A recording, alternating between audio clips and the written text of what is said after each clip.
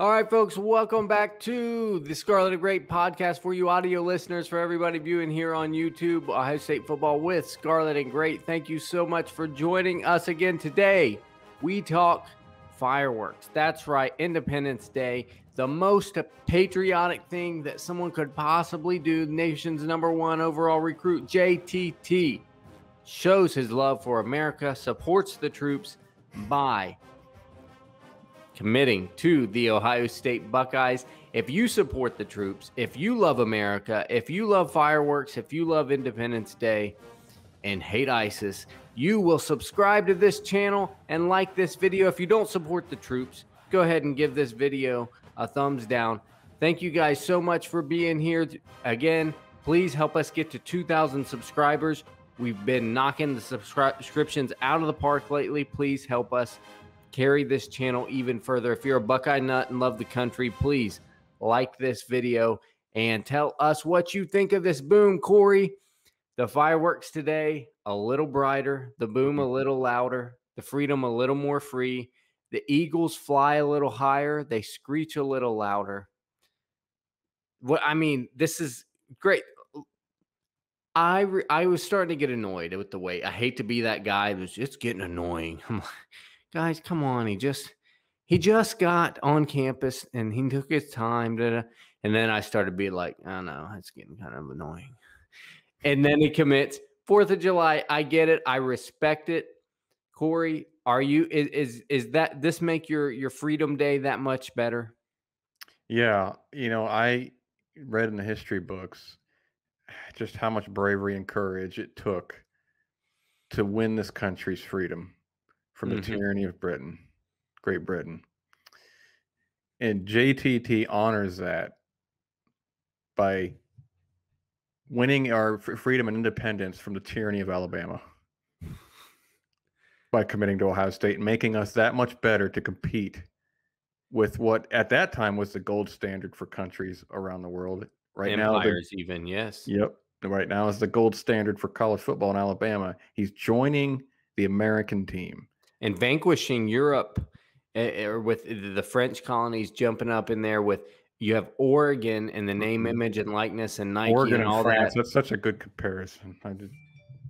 Yes, and that's pushed out of the way now. Name, image, likeness with Oregon, not a concern because he is a Buckeye. And this is we've talked about the player, how good he is. Just really quick, if you guys have been living in a cave, this is, according to 247, I believe, the #1 overall recruit. Ohio State's recruiting class was great already. I think it was finished #2. And now you add this in late. It's not the most ideal that he didn't get to get it on campus earlier, even back in January, and be developing, such as one Jack the Phenom Sawyer. I don't give him like 100 nicknames, but this is huge. He's Corey. Baby Bosa. Yeah, I mean, and this guy, I've heard a comparison to Cam Hayward, or not Cam Hayward, excuse me, Cam Jordan, New Orleans Saints. Okay. Big body. I think Hayward would work too. And not that Hayward was as hype as this guy, but this guy has a similar body frame to Hayward, I think. I don't think he'll end up as a defensive tackle or a 3-4 defensive end, but I think we'll talk about that in a minute, why that's relevant to why he's coming to Ohio State. Yeah, when you are a big, thick defensive end, that's not like the twitchy like Jack Sawyer. You're like, oh, you're not gonna be the thick run stopping end. You're get off the ball. Although he'll be able to stop the run. Yeah, right. But you're the guy to come around the corner and go get the quarterback. JTT could probably do both with his size. And if you're big enough, you think maybe, okay, if I really keep growing and this my frame gets away from me, maybe I'm a 3-tech, then I'm the next Vermont Jones or Cam Hayward, like you were talking about. Cam Jordan, I think anybody would enjoy that comparison. A big, nimble guy. I mean, the guy, you look at his highlights, he's playing tight end half the time and playing it pretty well. If we use the tight end more, I'd say, oh, well, maybe. That is exactly why he did commit, is because we left the tight end thing out of it. If we would have recruited him as tight end, no shot. Corey, coming up to the, you got to give the guy who got him on campus and who sealed the deal credit. And I want to frame this. Mm-hmm. Larry Johnson can't have too many more years left. Are you trying to make me cry? Well, he can't have too many more years left. I don't foresee what he just did in 21 with Sawyer and JTT. Do not forget the Michael Hall, the defensive tackle. Hall, yes. And I already forgot because of these two. Gosh, but and I shouldn't. Yeah, I know. I don't foresee this happening, even really anything close to it in 2022 or 23. Although 23 is still very much up in the air. You don't replicate this. You don't replicate this. It's tough. And then after that, I just don't see how many years he can be around. So let's walk it back. You talk about Bosa 1, Bosa 2. You talk about Chase Young. Walk it back. Turn it back. The original Rushman we put forward defensive end down. You talk about Jalen Holmes. You talk about how much Sam Hubbard developed from the time he got here to the time he left. Tyquan Lewis. Yeah. Tyquan Lewis. Jalen Holmes. Like I mentioned, you look at what the Bosas and Chase Young do in the NFL. I think Nick Bosa might be the best defensive end in the league next year or the year after. Yeah. I mean, unfortunate. Run, doesn't care. Pass, he just cannot be blocked. Joey's a phenom. Chase a phenom. You put all PFF, Joey's one of the greatest pass rush edgers in the league by like 1 or 2 are in the league. Even though his sack numbers are like good, not great. They're like in that 12 range, which is really good, but it's not like Mark Gastineau, Lawrence Taylor, Michael Strahan phenom, but he still gets a lot of pressure. And quite frankly, in today's NFL, they're looking for pressures even more than sacks, and he does that. So pressures, and then you see what Nick does with the run stopping and getting to the quarterback if he could just stay healthy. And then Chase obviously is such an athletic specimen. You know what's crazy, Johnny? Nick and Chase in their rookie years were being talked about. Now, they were not realistically going to win Defensive Player of the Year, but they were being talked about. If Nick wasn't a rookie, I think he probably would have. It's possible. Yeah. I don't know who won it that year, but it was but okay, so he does all that. He does everything I just mentioned. The 3 phenoms plus the Rushman package. I think Sam Hubbard's an awesome story from where he started to where he finished. Lacrosse player to NFL defensive end. To guys starting to play defensive end. Okay, he maybe gets close to the quarterback now and then to, oh my goodness, this guy's like almost little mini John Simon. And then you go, and see what he's doing in the NFL. You look at Jonathan Cooper went from, is there anything there, to, wow, he is after the quarterback all the time last year. You look at this body of work. And then Smith, look at his development. He came in extremely raw. Yes. You couple that with this freakish bookend recruiting class, plus I might call. Is he developing these 2 players away from being the undisputed GOAT of defensive line coaches? I don't know who can challenge him right now. I'd have to really look into that because I don't want to unfairly forget somebody who just like, I didn't even know all these guys, right? But I mean, that'd be the only hang up. Remember, there's also Courtney Brown. There's also Tamba Ali, guys that Larry Johnson developed while he was at Penn State. It was obviously a little bit more few and far between at Penn State because they did not quite were able to recruit the talent that they can at Ohio State. And in fact, coming to Ohio State's probably not only sealed his legacy, it's uplifted his legacy even further. Oh yeah. I mean, I don't know how you compete with them. I mean, they got 3 guys. Joey, Nick, and Chase, 2 of them were defensive rookie of the year. I think Joey might have been. I don't remember if he was or wasn't that year. But those 3 guys, $230, $250 million between them all around. And Nick and Chase are on their way to massive second contracts like Joey got, $130 million or whatever it was. And then, of course, he's developing these 3-star guys like Devon Hamilton, putting him in the NFL. Sam Hubbard was a 4-star, but again, him and Draymond Jones put him in the NFL, and they're solid players. Tyquan Lewis is a solid player in the NFL. I mean, it's like everybody who comes through his system plays in the NFL. I mean, at least to some degree. And then he's not even having to like recruit that hard with these guys. I mean, it's not like he's like flying out to their homes. It's like didn't get a lease in Washington State. Yeah. I mean, he just went in. He just basically like he just looked at the ball. Oh, wait, there's a guy in Washington who's really that good. All right, well, I'm gonna go get him. I don't care. I'm Larry Johnson. Yeah, exactly. I'm Larry Johnson. You know who I am. Like Kerry Combs is Combs, sorry, I keep doing that, but is talking about, I'm the father of 7 first rounders. Well, that's great, Kerry, and that's quite an achievement. He's done a great job. But look what Larry's doing, man. I mean, it's just Larry. I don't know, man. Larry's one of my top 5 all-time favorite Buckeye coaches. Period. Whether position coach, coordinator, head coach, I don't care. That dude and what he does is simply is he the GOAT of all time? I mean, maybe at the position at least. Yeah, I just don't know enough. Defense, is he the best defensive line coach in Ohio State history? I don't even know how you question it at this point. I couldn't tell you. I couldn't even tell you the rest of them besides one. He's a guy last year when Ryan Day had to sit out because of COVID, and they made Larry Johnson the head coach. I'm like, oh, that's an awesome choice. I'm totally down with this. It's going to be fine. And of course, they come out and they blow Michigan State out. I'm like, well, yeah, it's Larry Johnson. Yeah. Let me go ahead and real quickly give you a ha ha ha Penn State, because you blew it. Could have had him. Yeah. You could have kept him as a head coach at 60. I know it's 60 years old, but he could have had 10 years out of him as a head coach. I don't know. Yeah, I mean, I think he could have easily matched what James Franklin's doing. Easily.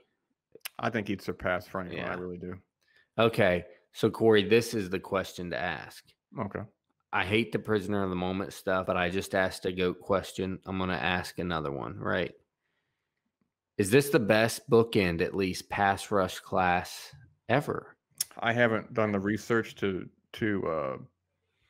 make the claim. Let's even think as about at Ohio State. Oh, at Ohio State? Now, I know before, I think all time, obviously you got Vrabel, right? All time at sacks. Isn't his other bookend and Matt Finkes number 2 overall, or didn't he have like? No, Chase Young is number 2 overall. Now, yeah, but before Finkes that, is up there. I think it was those two 1 and 2, or they were at least 1 and 2 in a season or something. Can you really say it's the best class ever until it gets on the field, though? You have to wait until it gets on the field, or I mean, as far as recruiting rankings, it's got to be. I don't know how it's not. I mean, Sawyer for a while was the number 1 recruit in the country. Yeah, both of these guys shared time at number 1. Yeah, some places still don't have JT as number 1. But so what do you have, like the consensus 3 and the consensus 5 in the same class? Like that's pretty ridiculous. Yeah, and they're not even just 3 and 5 defensive end players. Players, yes, players. And I think when you see, I mean, Russian class, yes, but I'd look at it and you got to add Michael Hall in there, who I think is going to be an absolute terror in the middle as a pass rushing defensive tackle. He reminds me of a bigger Warren Sapp. He has nasty hands. He's extremely strong.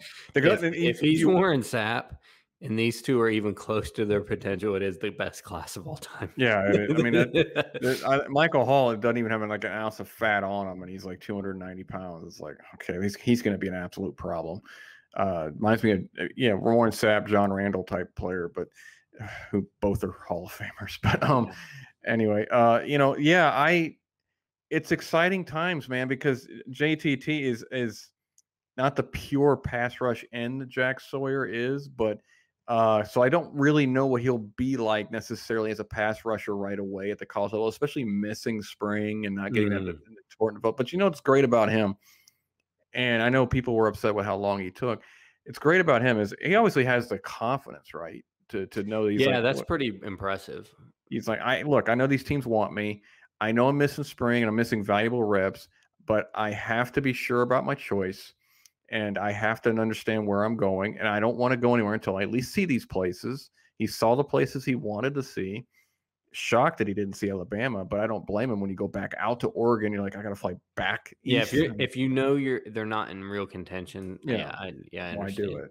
Yeah. And also on top of that, it just showed me the whole time. I mean, I thought giving Saban the last word was always worrisome for us, but if he cancels that trip, it shows you the whole time. He's like, no, Larry's my dude. Yeah. So I just probably the whole time he was just, I got to take my visits, but Larry's my guy. Yeah. I've seen what Larry can do. I've seen the money he can make me. And not to mention the NIL aspect of it is not something that's going to hinder him in Columbus at all. I mean, I understand you can make money in Oregon too, but I mean, it's not going to hinder him in Columbus, and he's going to make serious NFL money at some point. I think it's funny though, the rumor that came out that he wanted to play basketball as well. I was like, well, he's going to be a 6'4.5", 280-pound point guard, I guess. Or you're going to be a power forward at 6'4". He's going to be Charles Barkley, I guess. I don't know. Better be pretty good. If he's Charles Barkley, he needs to be on the basketball team. Yeah, I will give you that.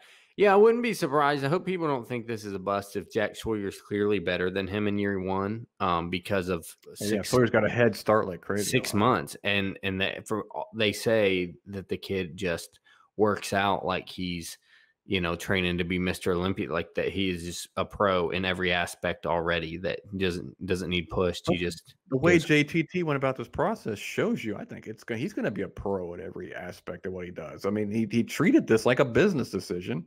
Like he knew what he had to do to make sure he had all his I's dotted and T's crossed to make sure that he was making the right decision for him and his family. And, he chose a guy who's a proven winner in Larry Johnson. So, I mean, look, I expect JTT, maybe not year one, to have the massive impact that he could have had if he went to spring. But I think year two, watch out. Yeah, I would be shocked if we saw either of these two guys in their fourth year at Ohio State. Neither. Yeah. And they're going to, what's going to be crazy is they're probably going to leave in the same draft class. That's what I'm saying. Yeah. So 3 and out. Think about that. You could have pick number 2 from Ohio State. Well, which defensive end is it? It's like, yeah. So this is absolutely fantastic. Again, to kind of round this out and shut it down, JTT, Jack Sawyer, Mike Hall, Freedom, 4th of July, Independence Day, fireworks, booms all around. LJ the GOAT. Real quick, I want to ask you a few questions. So the recap, Corey, JTT's a Buckeye. Yes or no, is LJ the GOAT? Yes. Best bookend pass rushers at Ohio State, at least recruiting-wise, of all time? Recruiting-wise, yes. Is Michigan still in shambles? Always and forever. Did they even have a shot at JTT? Not even a close shot. No.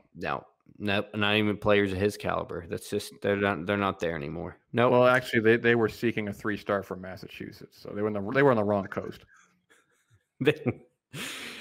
Clueless as always. And that's going to wrap it up for us, guys. Thank you so much for joining us here on YouTube, Ohio State Football with Scarlet N Great. Remember, like and subscribe. Thank you so much, guys. Goodbye. God bless. And go Bucks.